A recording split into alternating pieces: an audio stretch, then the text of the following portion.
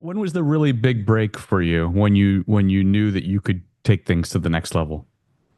Well, there were several steps, that where we started just like going to school, and let's take that first grade type of thing.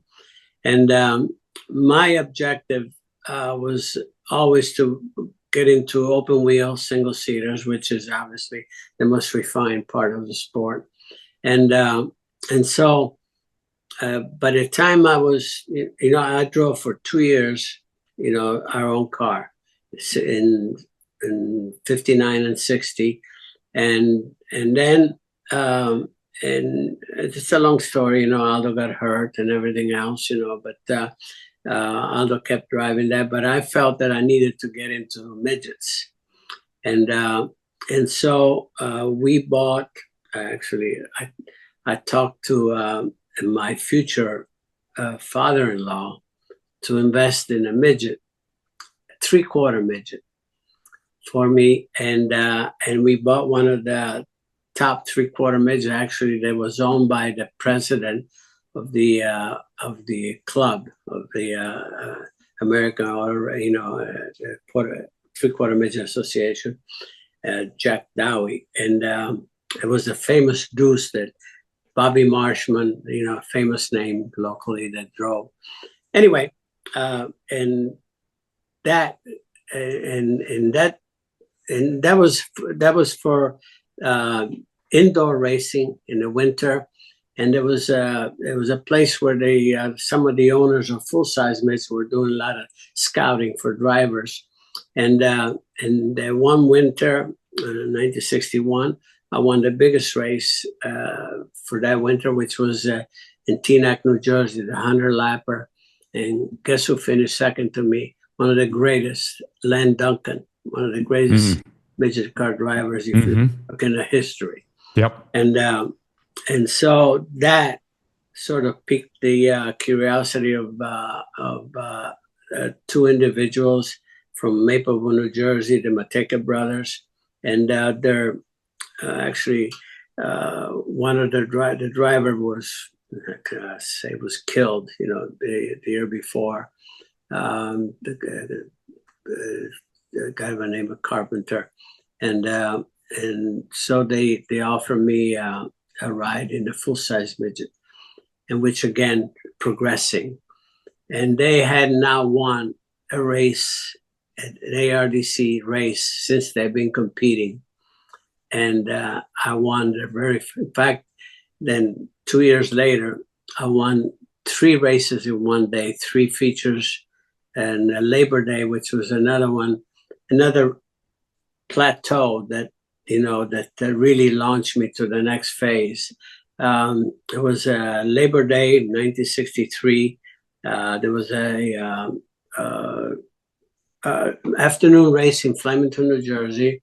I won the heat race, the match race, the feature, and later that evening there was another event at Hatfield, Pennsylvania, about 150 miles away, and maybe less.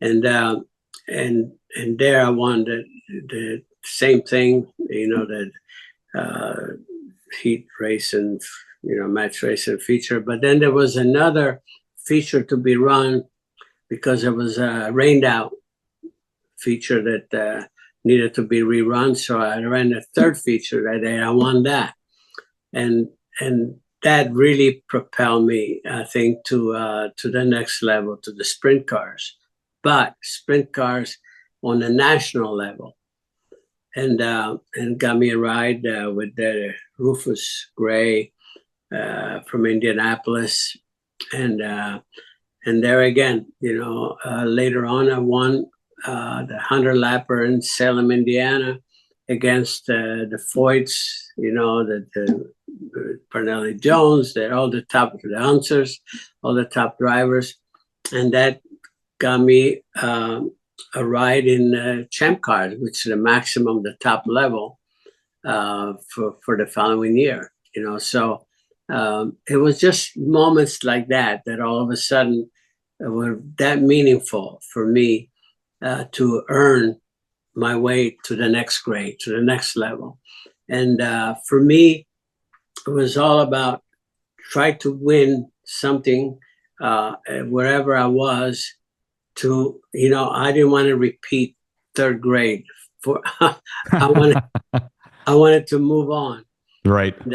And until I got to the top level, and then then go from there. And somehow there were moments like that that really were that meaningful, that they just happened at the right time. I'll say this: the sport in those years, was very cruel, in the sense that the safety aspect was somewhat non-existent compared to what we have today, for sure. And some of the advantages that I got was through somebody else's misfortunes, just other individuals, getting hurt or worse. But I was there to take over, and again, so I could not have